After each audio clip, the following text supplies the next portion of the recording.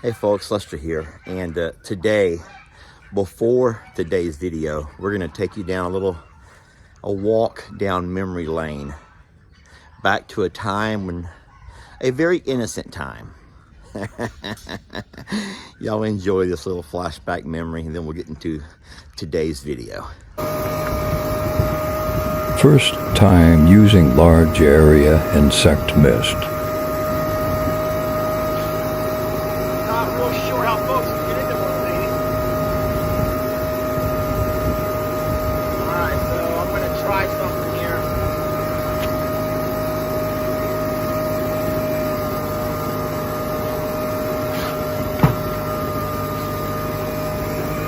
Oh my God, it's heavy. Very heavy.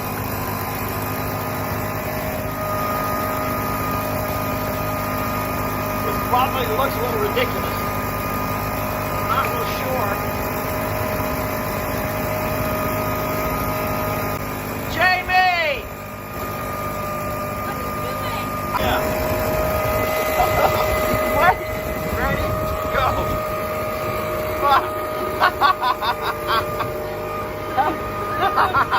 Okay. Wait, that's upside down. No, it's still right.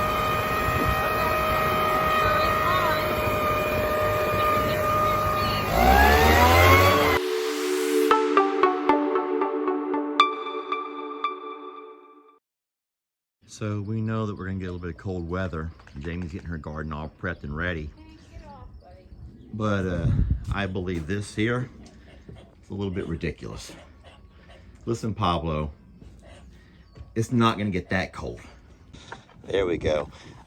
We got a pretty good fly issue today. Check it out. So we had a little rain yesterday. Today we got quite a few flies out and about, and that can't be comfortable. So what I'm gonna do is go up and get my power sprayer. Wow, don't you look gorgeous? Don't you look just so darn pretty? No wonder Moses keeps coming over here. You're a very pretty girl. Darn.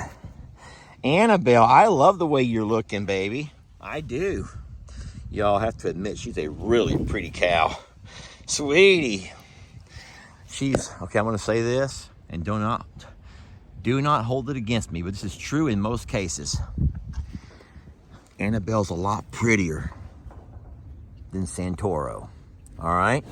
And most of you girls will admit that you're probably a lot better looking than your husbands. Not all couples make a good couple. Not physically, because she is gorgeous and he's just an old scrappy bull. He's just an old scrappy bull, and she is gorgeous. Sweetie, you are so pretty. All right, back to what I was saying about the flies, though. So remember how we talked earlier back in February that it was not time. It's way too early for fly treatments. And so at that point, we got kitties running around. At that point, we talked about lots of other things that we could do instead of making fires. And so what I'm gonna do today, because I'm looking at tails swishing around, I can stand here and actually see the flies on all their backs.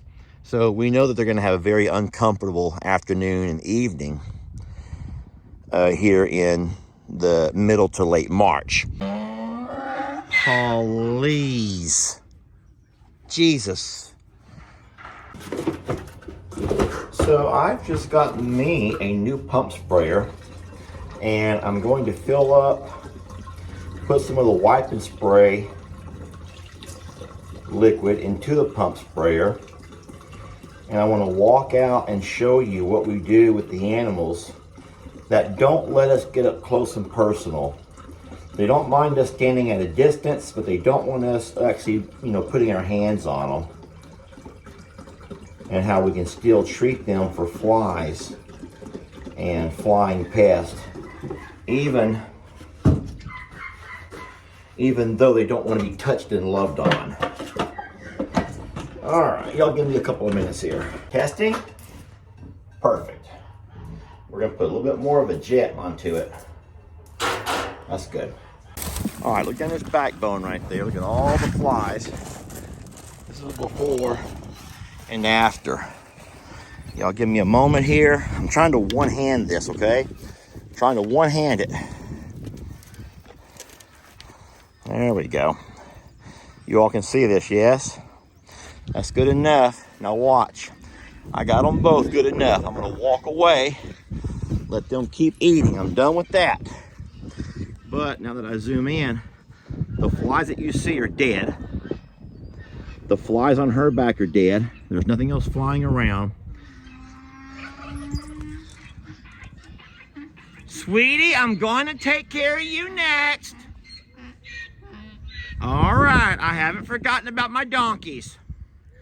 So now, Jolene, I'm going to pour that out so now y'all can see that it just took that little bit of fly spray. And now the fly issue with these two has been eliminated. Jolene, can I go pour that out where it goes, please? Look, all those flies, those are dead flies. Look at his back. Big difference, huh? Al Davis has come all the way here to me. Al, buddy, I don't normally feed you out here with Jolene and Waylon. I never feed you with Jolene and Waylon, and I don't think you came for fly spray. And I don't think you should get up there close to Jolene because she ain't gonna share with you. Jolene's not gonna share with you the way I do, my friend. Come on. Corny, why are you over here? What's the plan? Oh, you noticed my new boots. You're liking these new boots of mine, I'm guessing, huh? Yes, sir. It's cause these are my rubber boots because it's been raining. It's been real cold, And these boots are insulated, warm, and they keep my feet dry. How you like them? How do you like them?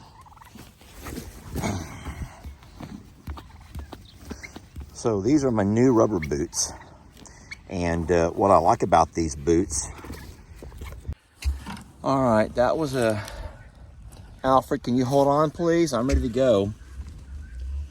All right, so Alfred, if you hold on up there, Cornholio, you're gonna get out of our way. We're gonna walk up and give Al what he, oh, well, guess what? I was just wondering if these are males or females, and it might just so happen to be that these are females, or at least that one right there appears to be. And Al's like, I'm getting out of here. Okay, well, that's interesting. So this is going to bring up a whole new topic of conversation. You're going to say, wait a minute, Lester. Cornholio is the father. And then you're going to get all like weird and you're going to go all crazy. And if that's the case, okay, well, this is a great time to have a discussion. And I want to remind you that in the mammal kingdom is very, very different than the birds and the bees and the fish of the sea, the amphibians and the reptiles. And so remember that in the mammal kingdom, you try to avoid any kind, well, you don't try, you avoid any kind of inbreeding. But that doesn't apply to birds. As a matter of fact, every farmer that you know, every serious farmer knows that you have one rooster and you have that rooster for years and years and years. And so you don't trade out your roosters the way you trade out your bulls or your stallion horse. And so Cornholio is like our turkey rooster.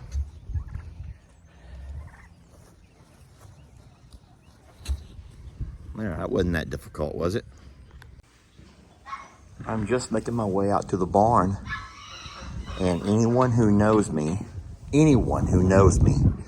knows that there's a major problem here. Major problem. 1, 2, 3, 4, 5, 6, 7, 8. I'm missing 10 buckets. 10 buckets. I start spinning around I'm spinning my camera around. I notice I'm missing a goat. Well, I found her. And then I see all of this hay in the back of my side-by-side. And someone is pulling hay off of the round rolls of hay. You're pulling hay off of the round rolls of hay. Now that is good, clean, fresh hay. It's perfect. that animals could eat if need be. Look at Pebbles demonstrating right now that this is really good, clean, and fresh hay. Yeah. And supposedly someone needs hay for their garden. And I says, Jamie, to freeze tonight and tomorrow night. I says, look at all of that hay out there. All of that hay that animals can't eat. They're inside that Little's barn. And it would be fine to cover your plants with, but no, that hay's not, that hay's wet. That hay's gooey. That hay has goat pee on it. And then as I continue my walkabout, trying to find my buckets, guess what? Yeah, guess what? I come across this beautiful raised bed garden. And if lo and behold, well, you can count. You can count with me. What do y'all see there? My 10 buckets. Yeah. And that's just not fair. All right, all of our babies, for the most part, are free of flying insects and pests. They don't always like being sprayed down. Rip, be sweet to her. How's she gonna ever respect you if you walk around being a bully? Sorry, baby. We're gonna do one last thing while we're here and check on my turkey. I'm excited about seeing, oh no, oh good, looky. Okay, so Kitty, I need you to move because I see I believe what we have are turkeys hatching. Kitty, can you come out of the way? Now this kitty, I'm certain, is here sitting here protecting this turkey as her babies hatch. We're gonna end up taking a peek under her right now. What I'm hoping is this kitty's not sitting here eating them as they come out. That would be the worst thing, because I do see, oh, that's old, that's from the duck. Okay, let's go ahead and have a little peek under her. That means I gotta climb up, which is not as easy as what it was when I was a much younger man. Okay, look at you, Lester, look at you. Look at you go, Lester. Sweetie, can you show me what's going on underneath you without being too mean? I'd like to have a peek. What you got? Can you show me just what you got going on under there? I'm not trying. I don't want to get pecked. I don't want to get pecked. I really don't want to get pecked. Just move for a second. 3. So we got 3 turkey eggs and they're fine. Nothing's hatching yet. Okay. All right, I'll leave you alone. I hope you guys enjoyed today's video, hanging out with us, kind of seeing a little bit about what we do. Ooh, I'll start that all the way over. Sometimes I get to talking too fast and nothing comes out right. Let's loop it around and try it again. 3, 2. Well, I want to thank y'all for watching today's video. It's always neat to see how different farms take care of situations as they arise. Today, ours is a flying insect issue, which we knew with the mild winter we were going to have problems this spring and summer. So hope you learned something new. If not, I hope you enjoyed the walkabout with me. It's always funner and gooder when you do things with people that you love and care about, and that would be you all. We'll see you on the next video. That was pretty good, buddy. I think we're going to keep that one. Buddy says cut. Can we just do that again? Just cut. He says he wasn't ready. No, we're keeping that one. Uncut and unedited, right, buddy? Y'all say your prayers for Buddy. He's on day number 2 of his heartworm treatments. And today he seems to be doing pretty darn good. Oh, he does. All right. Many, many years ago when I was 23, I was married to a widow who was pretty as could be. This widow had a grown-up daughter who had hair of red. My father fell in love with her and soon they two were wed. This made my dad my son-in-law and changed my very life. For my daughter was my mother 'cause she was my father's wife. To complicate the matter, even though it brought me joy, I soon became the father of a bouncing baby boy. My little baby then became a brother-in-law to Dad, and so became my uncle, though it made me very sad. For if he was my uncle, then that also made him brother to the widow's grown-up daughter, who of course was my stepmother. My father's wife then had a son who kept him on the run, and he became my grandchild 'cause he was my daughter's son. My wife is now my mother's mother, and it makes me blue, because although she is my wife, she's my grandmother too. If my wife is my grandmother, then I am her grandchild.